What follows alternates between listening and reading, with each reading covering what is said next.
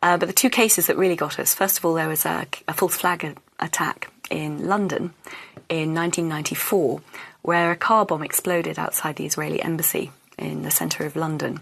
Now, I remember this vaguely. We're talking 14 years ago. It's a long time but ago. But it was huge at the time. I mean, it was a huge worldwide story. Yeah.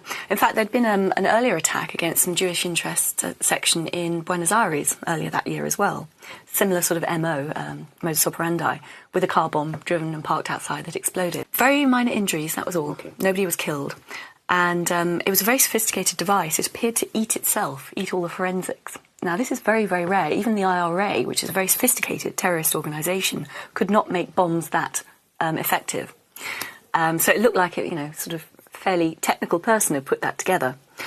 But what emerged from that, the senior MI5 officer who was in charge of the investigation into it and had seen all the evidence but also all the intelligence, which isn't necessarily admissible in court, wrote his formal assessment at the end of the case. And he said he reckoned that Mossad, the Israeli External Intelligence Agency, had bombed their own embassy. A sort of controlled explosion outside the embassy.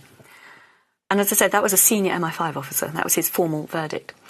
If you read that on the internet now, you would say that sounds like some mad conspiracy theory.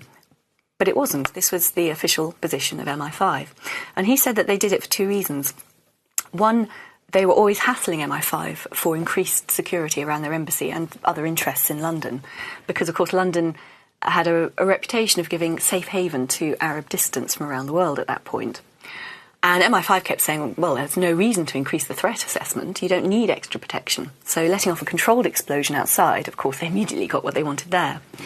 But crucially, two innocent Palestinians were arrested, charged and convicted of conspiracy to cause that attack. And they were very active in a Palestinian support network in London, political campaigning for the people on the West Bank and the Gaza Strip. And they were gaining some traction in the media. They were getting quite a lot of support. So by arresting these people and framing them for an attack and sticking them in prison, the whole network just shattered and hasn't got back on its feet to this day. So that would be a clear political advantage.